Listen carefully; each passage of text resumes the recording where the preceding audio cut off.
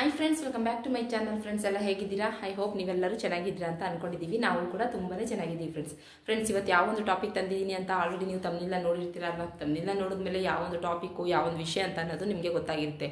ಹೌದು ಫ್ರೆಂಡ್ಸ್, ಇವತ್ತೊಂದು ದಿನ ನಾವು ಮಾತೆ ಮಹಾಲಕ್ಷ್ಮಿನ ಮಾತೆ ಮಹಾಲಕ್ಷ್ಮಿ ಅಂದರೆ ಧನಲಕ್ಷ್ಮಿನ ನಾವು ಶಾಶ್ವತವಾಗಿ ನಾವು ನಮ್ಮ ಮನೆಯಲ್ಲಿ ನೆಲೆಯೂರಬೇಕು, ಆ ರೀತಿ ಮಾಡ್ಕೊಳ್ಳೋದು. ಹೌದು ಫ್ರೆಂಡ್ಸ್, ಧನಲಕ್ಷ್ಮಿ ಅಂದರೆ ನಮ್ಮ ಲಕ್ಷ್ಮಿಯ ಕಟಾಕ್ಷದಿಂದ ಧನಲಕ್ಷ್ಮಿ ನಮ್ಮ ಮನೆಯಲ್ಲಿ ಶಾಶ್ವತವಾಗಿ ನೆಲೆಯೂರಬೇಕು.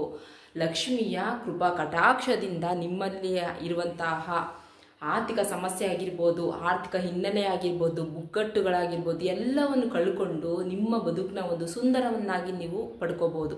ಅಂದರೆ ಸುಂದರವನ್ನಾಗಿ ನಿಮ್ಮ ಬದುಕನ್ನ ನೀವು ಸುಂದರವಾಗಿಸ್ಕೊಳ್ಬಹುದು. ಆದರೆ ಇವತ್ತು ನಾನು ತೋರಿಸ್ತಾ ಇರುವಂತಹ ಈ 3 ವಸ್ತುಗಳನ್ನ ನೀವು ಮನೆಗೆ ತಗೊಂಡು ಬಂದು ನೀವು, ಅಂದರೆ ನಾಳೆ ಶುಕ್ರವಾರ ಇದೆ ಅಲ್ವಾ, ಶುಕ್ರವಾರ ದಿನ ನೀವು ಈ 3 ವಸ್ತುಗಳನ್ನ ನೀವು ಮನೆಗೆ ತಗೊಂಡು ಬಂದು ನೀವು ನಿಮ್ಮ ಲಕ್ಷ್ಮಿ ಮತ್ತು ವಿಷ್ಣುವಿನ ಫೋಟೋದ ಮುಂದೆ ಇಟ್ಟು ನೀವು ಈ 3 ವಸ್ತುಗಳನ್ನ ಪೂಜಿಸೋದ್ರಿಂದ ಖಂಡಿತ ಹೇಳ್ತೀನಿ ಫ್ರೆಂಡ್ಸ್, 100ಗೆ 101% ರಿಸಲ್ಟ್ ನಾನು ನಿಮಗೆ ಕೊಡ್ತೀನಿ. ಮಾತೆ ಮಹಾಲಕ್ಷ್ಮಿ ಅನುಗ್ರಹದಿಂದ ನಿಮ್ಮ ಮುಟ್ಟಿದೆಲ್ಲವೂ ಚಿನ್ನ ಆಗುತ್ತೆ, ಮುಟ್ಟಿದೆಲ್ಲವೂ ಬಂಗಾರ ಆಗುತ್ತೆ. ಮತ್ತು ನಿಮ್ಮ ಮನೆಯಲ್ಲಿರುವಂತಹ ಯಾವುದೇ ಒಂದು ಸಂಕಷ್ಟದ ಒಂದು ದಾರಿದ್ರ್ಯ ಥರ ಇದ್ರೂ, ಯಾವುದೇ ಒಂದು ಹಣದ ಸಮಸ್ಯೆ ಇದ್ರೂ ಸಹ ಸಂಪೂರ್ಣವಾಗಿ ಬಗೆಹರಿಯುತ್ತೆ ಅಂತಲೇ ಹೇಳ್ಬೋದು. ಹೌದು ಫ್ರೆಂಡ್ಸ್, ಆ 3 ವಸ್ತುಗಳನ್ನ ತಂದಿಟ್ಟು ನೀವು ಶಾಶ್ವತವಾಗಿ ನೀವು ನಿಮ್ಮ ಮನೆಯಲ್ಲಿ ಇಟ್ಕೊಂಡು ನೀವು ಪೂಜೆ ಮಾಡೋದ್ರಿಂದನೇ ನೀವು ಮುಟ್ಟಿದ್ದೆಲ್ಲ ಬಂಗಾರವಾಗಿ ಅಷ್ಟು ಐಶ್ವರ್ಯನೇ ಪ್ರಾಪ್ತಿಯಾಗುತ್ತೆ ಅಂತಲೂ ಸಹ ನಾವು ಹೇಳ್ಬೋದು. ಹೌದು ಫ್ರೆಂಡ್ಸ್, ಇವತ್ತೊಂದು ದಿನ ನಾನು ಹೇಳ್ಕೊಡುವಂತಹ ಈ ಒಂದು ಟಿಪ್ಸ್ನ ನೀವು ಎಲ್ಲೂ ಸ್ಕಿಪ್ ಮಾಡದೆ ಎಂಡ್ ತನಕ ನೋಡಿ. ಯಾಕೆಂದರೆ ಇದು ತುಂಬನೇ ಅಂತ ಹೇಳ್ತಾ ಇದ್ದೀನಿ, ತುಂಬನೇ ಪವರ್ಫುಲ್ ಆಗಿರುವಂತಹ ಅದ್ಭುತವಾಗಿರುವಂತಹದ್ದು. ಇದನ್ನ ನೀವು ಶುಕ್ರವಾರ ದಿನನೇ ನೀವು ಮಾಡಬೇಕಾಗುತ್ತೆ. ಹಾಗಾಗಿ ದಯವಿಟ್ಟು ಇದನ್ನ ಎಲ್ಲೂ ಸ್ಕಿಪ್ ಮಾಡ್ದೇನೆ ಈ ಒಂದು ವಿಡಿಯೋನ ಎಂಡ್ ತನಕ ನೋಡಿ. ಇದನ್ನ ನೀವೆಲ್ಲರೂ ಯೂಸ್ ಮಾಡ್ಕೊಳ್ಳಿ ಅಂತ ಹೇಳ್ತೀನಿ. ನೋಡಿದ್ರಲ್ವಾ, ಇಂಥ ಒಳ್ಳೆ ವಿಡಿಯೋಗೋಸ್ಕರ ನೀವೇನಾದ್ರು ವೆಯ್ಟ್ ಮಾಡ್ತಾ ಇದ್ರೆ ಪ್ಲೀಸ್ ಒಂದು ಲೈಕ್ ಕೊಡೋದನ್ನ ಮರಿಬೇಡಿ. ಮತ್ತು ಇನ್ನೂ ಯಾರು ಸುಬ್ರು ನಮ್ಮ ಚಾನಲ್ನ ಸಬ್ಸ್ಕ್ರೈಬ್ ಮಾಡ್ಕೊಳ್ತೇನೆ ಹಾಗೆ ನೋಡ್ತಾ ಇದ್ದೀವಿ ಅಂತ ನೀವು ಹೇಳೋದಾದ್ರೆ ದಯವಿಟ್ಟು ಸಬ್ಸ್ಕ್ರೈಬ್ ಮಾಡಿಕೊಂಡು ವಿಡಿಯೋನ ಎಲ್ಲೂ ಸ್ಕಿಪ್ ಮಾಡ್ದೇನೆ ಎಂಡ್ ತನಕ ನೋಡಿ ಫ್ರೆಂಡ್ಸ್. ಯಾಕೆಂದರೆ ಇದು ತುಂಬನೇ ಪವರ್ಫುಲ್ ಆಗಿರೋದು. ಹಾಗಾಗಿ ಓಕೆ ಫ್ರೆಂಡ್ಸ್, ಹಾಗಾದರೆ ನಾವು ಜಾಸ್ತಿ ವೆಯ್ಟ್ ಮಾಡೋದು ಬೇಡ, ಆದಷ್ಟು ಬೇಗ ಹೋಗಿ ನಾವು ಆ 3 ವಸ್ತುಗಳು ಯಾವುದಿತ್ತು ಅಂತ ನೋಡ್ಕೊಂಡು ಬರೋಣ ಬನ್ನಿ. ಫ್ರೆಂಡ್ಸ್, ಒಂದು ಮನೆ ಇಲ್ಲ ಒಬ್ಬ ಮನುಷ್ಯನ ಮನಸ್ಸು ಎಷ್ಟು ಶುಭ್ರವಾಗಿರುತ್ತೋ, ಆ ಮನೆ ಎಷ್ಟು ಚೆನ್ನಾಗಿರುತ್ತೋ, ಲವಲವಿಕೆಯಿಂದ ಕೂಡಿರುತ್ತೋ ಅಂಥ ಮನೆಯಲ್ಲಿ ಧನ ಕತೆ ಹೆಚ್ಚಾಗಿ ನಡೆಯುತ್ತೆ ಅಂತಲೂ ಸಹ ನಾವು ಹೇಳ್ಬೋದು. ಅದೇ ರೀತಿಯಲ್ಲೇ ಮನುಷ್ಯನ ಮನಸ್ಸು ಕೂಡ ಅಂತಲೂ ಸಹ ನಾವು ಹೇಳ್ಬೋದು. ಹೌದು ಫ್ರೆಂಡ್ಸ್, ಆ ಮನೆಯಲ್ಲಿ ದುಃಖ, ಕಲಹಗಳು, ಜಂಜಾಟಗಳು, ಕಷ್ಟಗಳು ಎಲ್ಲವೂ ಇದ್ದಾಗ, ಮನಸ್ಸಿಗೆ ನೋವು ಮಾಡುವಂತಹ ಒಂದು ಘಟನೆಗಳು ಸಹ ನಡೆದಾಗ ಇದೆಲ್ಲವೂ ಸಹ ಮನುಷ್ಯನನ್ನು ಅಂದರೆ ಆ ಮನೆಯನ್ನು ಉದ್ಧಾರಕ್ಕೆ ಬಿಡಲ್ಲ ಅಂತಲೂ ಸಹ ನಾವು ಹೇಳ್ಬೋದು. ಹಾಗಾಗಿ ಆದಷ್ಟು ನಾವು ಮನೆಯಲ್ಲಿ ಸಂತೋಷವಾಗಿ, ಅಂದರೆ ಮನೆಯನ್ನು ನಾವು ಸಂತೋಷವಾಗಿ ಇಟ್ಕೊಳ್ಳೋಕ್ಕೆ ಒಂದು ಪ್ರಯತ್ನ ನಾವು ಪಡಬೇಕಾಗುತ್ತೆ. ಲಕ್ಷ್ಮಿನ ಹಣದ ಅಧಿದೇವತೆ ಅಂತಲೂ ಸಹ ನಾವು ಕರಿತೀವಿ ಅಲ್ವಾ. ಲಕ್ಷ್ಮೀ ಮಾತೆ ಯಾರ ಮನೆಯಲ್ಲಿ ನೆಲೆಸಿರ್ತಾರೋ ಅವರ ಮನೆಯಲ್ಲಿ ಯಾವುದೇ ಒಂದು ಸಮಸ್ಯೆನೂ ಇಲ್ಲದೇನೆ, ಮೇನಾಗಿ ಆರ್ಥಿಕ ಸಮಸ್ಯೆನೂ ಇಲ್ಲದೇನೆ ನಾವು ಸಂಪೂರ್ಣವಾಗಿ ಒಂದು ನೆಮ್ಮದಿ ಸುಖಕರವಾದಂತಹ ಒಂದು ಜೀವನನೇ ಮಾಡ್ಬೋದು ಅಂತಲೂ ಸಹ ನಾವು ಹೇಳ್ಬೋದು. ಫ್ರೆಂಡ್ಸ್, ನಿಮ್ಮ ಮನೆಯಲ್ಲಿ ಕಷ್ಟಗಳು ದಾರಿದ್ರ್ಯತೆಗಳನ್ನು ಹೋಗಲಾಡಿಸುತ್ತೆ. ನಮ್ಮ ಮನೆಯಲ್ಲಿ ನಾವು ದುಡಿದಂತಹ ಹಣವನ್ನು ಇಟ್ಕೊಂಡಿರ್ತೀವಲ್ವ, ಆ ಹಣವನ್ನು ಬೆಳವಣಿಗೆ ಆಗಬೇಕು. ನಮ್ಮ ಮನೆಯಲ್ಲಿ ಹಣದ ಕಷ್ಟಗಳೇ ಬರಬಾರ್ದು. ನಾವು ದುಡಿದಂತಹ ಹಣ ಡಬ್ಬಲ್ ಆಗಬೇಕು. ನಮ್ಮ ಕಷ್ಟಗಳೆಲ್ಲವೂ ಸಹ ನಿವಾರಣೆ ಆಗಬೇಕು. ನಮ್ಮಲ್ಲಿ ಯಾವುದೇ ರೀತಿಯಾದಂತಹ ಒಂದು ಆರ್ಥಿಕ ಸಮಸ್ಯೆಗಳು, ಆರ್ಥಿಕ ಕಷ್ಟಗಳು ಯಾವುದು ಬರಬಾರ್ದು. ಅಂದರೆ ದಾರಿದ್ರ್ಯತೆಗಳು, ಕಷ್ಟಗಳು ಮತ್ತು ಹಣದ ಸಮಸ್ಯೆಗಳು ಬರಬಾರ್ದು ಅಂತಂದರೆ ಈ 3 ವಸ್ತುವನ್ನು ನಾವು ಮನೆಯಲ್ಲಿ ದೇವರ ಮನೆಯಲ್ಲಿ ಇಟ್ಕೊಂಡು ಪೂಜೆ ಮಾಡೋದ್ರಿಂದ ಮಾತೆ ಮಹಾಲಕ್ಷ್ಮಿ ಅಂದರೆ ಧನಲಕ್ಷ್ಮಿ ಶಾಶ್ವತವಾಗಿ ನಮ್ಮ ಮನೆಯಲ್ಲಿ ನೆಲೆಯೂರ್ತಾರೆ ಅಂತಲೇ ನಾವು ಹೇಳ್ಬೋದು. ಹಾಗಾದರೆ ಆ 3 ವಸ್ತುಗಳು ಯಾವುದ್ಯಾವುದು ಅಂತ ನೀವು ಕೇಳೋದಾದರೆ, ಮೊದಲನೇದಾಗಿ ಈಗ ನಾನು ನಿಮಗೆ ಸ್ಕ್ರೀನ್ನಲ್ಲಿ ತೋರಿಸ್ತೀನಿ ನೋಡಿ.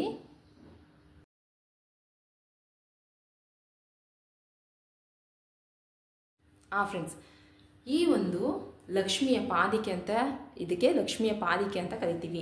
ಈ ಒಂದು ಲಕ್ಷ್ಮಿಯ ಪಾದಿಕೆ ನಿಮಗೆ ತುಂಬ ಸುಲಭವಾಗಿ, ಅಂದರೆ ಒಂದು 500 ರೂಪಾಯಿ ಒಳಗಡೆ ಸಿಗುತ್ತೆ.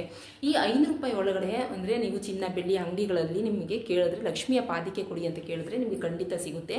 ಅದನ್ನ ನೀವು ತಗೊಂಡ್ಬಂದು ಇಟ್ಕೊಂಡು ನೀವು, ಅಂದರೆ ನಾಳೆ ಶುಕ್ರವಾರ ಇದೆ ಅಲ್ವಾ, ನಾಳೆಯ ದಿನ ನೀವು ಅದನ್ನ ತಗೊಂಡು ಬಂದು ನೀವು, ಅಂದರೆ ಇದನ್ನ ನೀವು ಗೋಧೂಳಿಯ ಸಮಯದಲ್ಲೇ ಮಾಡ್ಕೋಬೇಕಾಗುತ್ತೆ. ನಾಳೆ ನೀವು ಗೋಧೂಳಿಯ ಸಮಯದಲ್ಲಿ ಅದನ್ನ ತಗೊಂಡು ಬಂದು ನೀವು ಲಕ್ಷ್ಮಿ ಮತ್ತು ವಿಷ್ಣುವಿನ ಲಕ್ಷ್ಮಿನ ಫೋಟೋದ ಮುಂದೆ ಇಟ್ಟು ನೀವು ಅದಕ್ಕೆ ಅರಿಶಿನ ಕುಂಕುಮ ಕೆಂಪು ಬಣ್ಣದ ಹೂನ ಇಟ್ಟು ನೀವು ಪೂಜಿಸಬೇಕಾಗುತ್ತೆ. ಇದನ್ನ ನೀವು ಪೂಜಿಸಿರೋದ್ರಿಂದ ಮಾತೆ ಮಹಾಲಕ್ಷ್ಮಿ ಅಂದರೆ ಲಕ್ಷ್ಮೀ ದೇವಿ ಅಂದರೆ ಧನಲಕ್ಷ್ಮಿ ಶಾಶ್ವತವಾಗಿ ನಿಮ್ಮ ಮನೆಯಲ್ಲಿ ನೆಲೆಯೂರ್ತಾರೆ. ನಿಮ್ಮಲ್ಲಿರುವಂತಹ ಆರ್ಥಿಕ ಸಮಸ್ಯೆನ ಸಂಪೂರ್ಣವಾಗಿ ಹೋಗಲಾಡಿಸ್ತಾರೆ. ಸಂಪತ್ತಿನ ದಾರಿದ್ರ್ಯತೆ ಆಗಿರ್ಬೋದು, ಅಂದರೆ ಸಂಪತ್ತಿನ ದಾರಿದ್ರ್ಯತೆ ನಿವಾರಣೆ ಆಗುತ್ತೆ, ಐಶ್ವರ್ಯದ ದಾರಿದ್ರ್ಯತೆ ನಿವಾರಣೆ ಆಗುತ್ತೆ, ಮತ್ತು ಹಣದ ದಾರಿದ್ರ್ಯತೆ ಕೂಡ ಈ ಒಂದು ಅಂದರೆ ಈ ಲಕ್ಷ್ಮೀ ಪಾದಿಕೆಯನ್ನು ತಂದಿಟ್ಕೊಂಡು ನೀವು ಪೂಜೆ ಮಾಡ್ಕೊಳ್ಳೋದ್ರಿಂದ ಅಂದರೆ ಅದನ್ನು ನೀವು ದೇವ್ರ ಮನೆಯಲ್ಲಿ ಶಾಶ್ವತವಾಗಿ ಇಟ್ಟು ನೀವು ಪೂಜೆ ಮಾಡ್ಕೋಬೇಕಾಗುತ್ತೆ. ಈ ಶಾಶ್ವತವಾಗಿ ಈ ರೀತಿ ಇಟ್ಟು ನೀವು ಪೂಜೆ ಮಾಡೋದ್ರಿಂದ ಸಂಪತ್ತಿನ ದಾರಿದ್ರ್ಯತೆ, ಐಶ್ವರ್ಯದ ದಾರಿದ್ರ್ಯತೆ, ಹಣದ ದಾರಿದ್ರ್ಯತೆ ಸಂಪೂರ್ಣವಾಗಿ ಇದರಿಂದ ಬಗೆಹರಿಯುತ್ತೆ ಅಂತಲೂ ಸಹ ನಾವು ಹೇಳ್ಬೋದು. ನೆಕ್ಸ್ಟ್ ಎರಡನೇದಾಗಿ ಗೋಮಳೆ ಸರ ಅಂತ ಹೇಳಿ ಸಿಗುತ್ತೆ, ಬೋಮಳೆ ಸರ ಅಂತ ಹೇಳಿ ಸಿಗುತ್ತೆ. ಈ ಬೋಮಳೆ ಸರ ಯಾವ ರೀತಿ ಇರುತ್ತೆ ಅಂತ ನಾನೀಗ ಸ್ಕ್ರೀನ್ ಶಾಟಲ್ಲಿ ನಿಮಗೆ ತೋರಿಸ್ತೀನಿ, ಬನ್ನಿ ನೋಡಿ.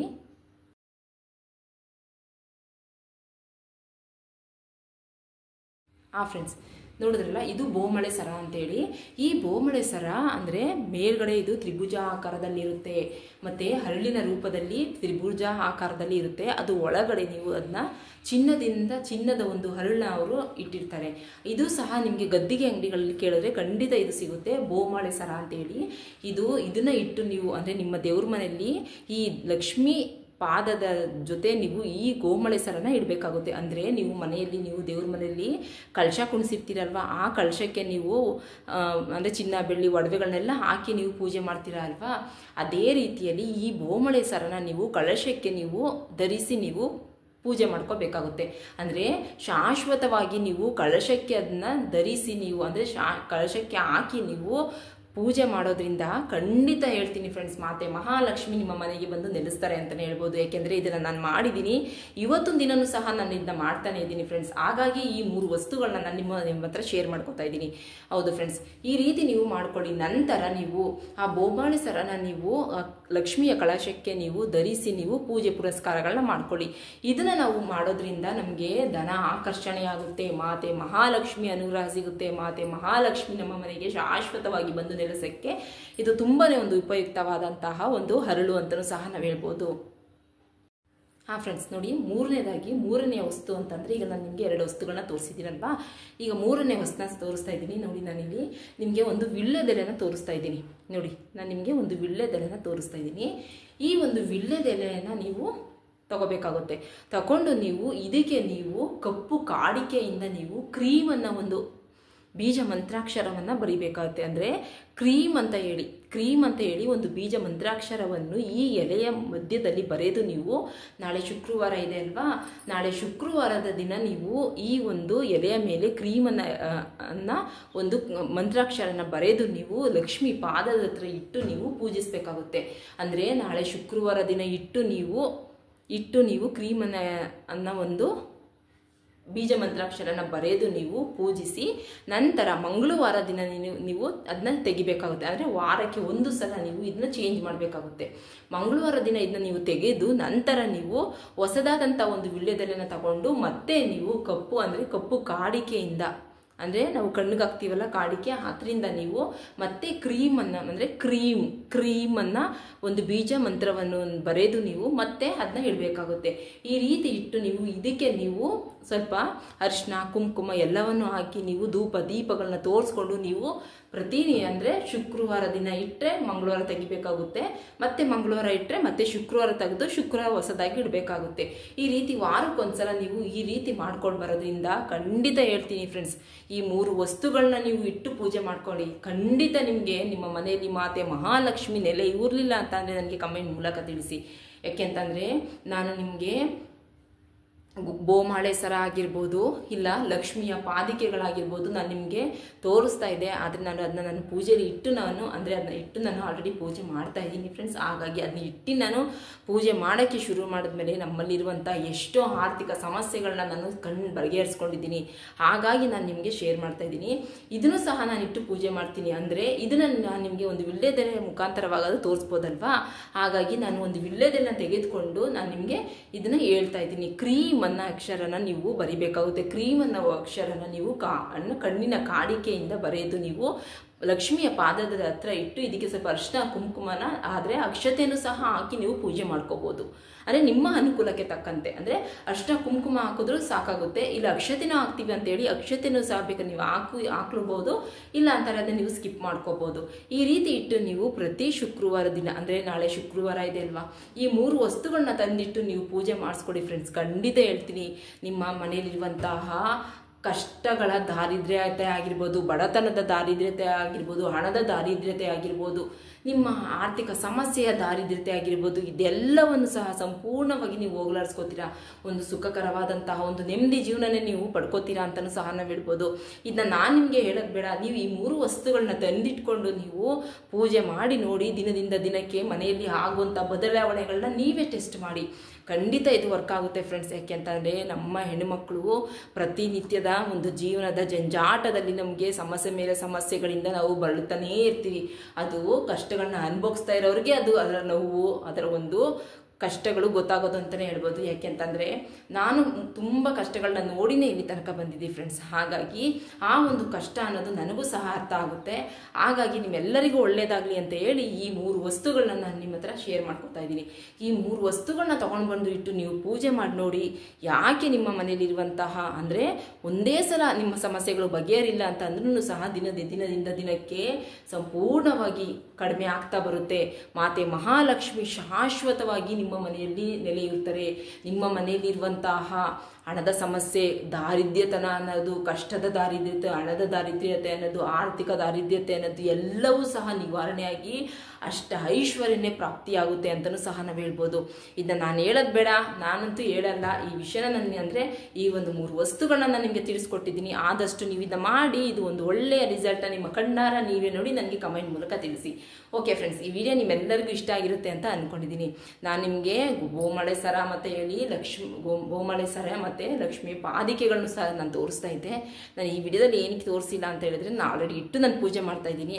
ನಾನು ತುಂಬ ಸಮಸ್ಯೆಗಳನ್ನು ನಾನು ಬಗೆಹರಿಸ್ಕೊಂಡಿದ್ದೀವಿ. ಹಾಗಾಗಿ ನಾನು ನಿಮಗೆ ತೋರ್ಸೋಕ್ಕಾಗಲಿಲ್ಲ. ದಯವಿಟ್ಟು ಯಾರು ಬೇಜಾರು ಮಾಡ್ಕೊಳಕ್ಕೆ ಹೋಗಬೇಡಿ. ಹಾಗಾಗಿ ಇದನ್ನಾದ್ರೂ ತೋರಿಸಿ ನಾನು ಹೇಳ್ಬೋದಲ್ಲ ಅಂತೇಳಿ ಈ ಒಂದು ಎಲೆಯಿಂದ ಕ್ರೀಮನ್ನು ಅಕ್ಷರವನ್ನು ಬರೆದು ನೀವು ಈ ರೀತಿ ಪೂಜೆ ಮಾಡಿಸಿ ಅಂತ ನಾನು ನಿಮ್ಮ ಹತ್ರ ಶೇರ್ ಮಾಡ್ತಾ ಇದ್ದೀನಿ. ಓಕೆ ಫ್ರೆಂಡ್ಸ್, ಈ ವಿಡಿಯೋ ನಿಮ್ಮೆಲ್ಲರಿಗೂ ಇಷ್ಟ ಆಗಿರುತ್ತೆ ಅಂತ ಅನ್ಕೋತೀನಿ.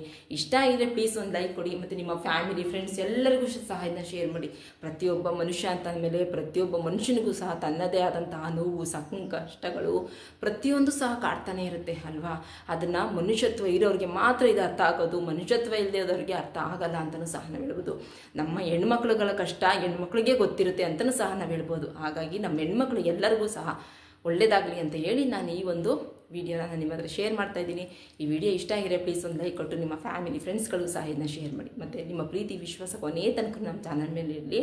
ಯಾರು ಹೊಸೊಬ್ಬರು ನಮ್ಮ ಚಾನಲ್ ಸಬ್ಸ್ಕ್ರೈಬ್ ಮಾಡ್ಕೊಳ್ತೇನೆ ನೋಡ್ತಾ ಇದ್ದೀವಿ ಅಂತ ಹೇಳಿದ್ರೆ ದಯವಿಟ್ಟು ಪ್ಲೀಸ್ ಸಬ್ಸ್ಕ್ರೈಬ್ ಮಾಡಿಕೊಂಡು ವಿಡಿಯೋನ ಎಲ್ಲರೂ ಸ್ಕಿಪ್ ಮಾಡಿದೆ ನೀವೆಲ್ಲರೂ ಸಹ ಇದನ್ನ ಯೂಸ್ ಮಾಡಿಕೊಂಡು ಲೈಫಲ್ಲಿ ನೀವೆಲ್ಲರೂ ಚೆನ್ನಾಗಿರಿ, ನಾವು ಚೆನ್ನಾಗಿರೋಣ ಅಂತ ಹೇಳ್ತಾ ನನ್ನ ಈ ಒಂದು ಬ್ಲಾಗ್ನ ನಾನು ಇಲ್ಲಿಗೆ ಎಂಡ್ ಮಾಡ್ತಾ ಇದ್ದೀನಿ. ಮತ್ತೊಂದು ಯೂಸ್ಫುಲ್ ಆಗುವಂತಹ ನಿಮ್ಮೆಲ್ಲರಿಗೂ ಯೂಸ್ ಆಗುವಂಥ ಒಂದು ಒಳ್ಳೆಯ ಟಿಪ್ಸ್ನೊಂದಿಗೆ ನಾನು ಮತ್ತೆ ಬರ್ತೀನಿ. ಅಲ್ಲಿ ತನಕ ಬಾಯ್, ಟೇಕ್ ಕೇರ್ ಫ್ರೆಂಡ್ಸ್.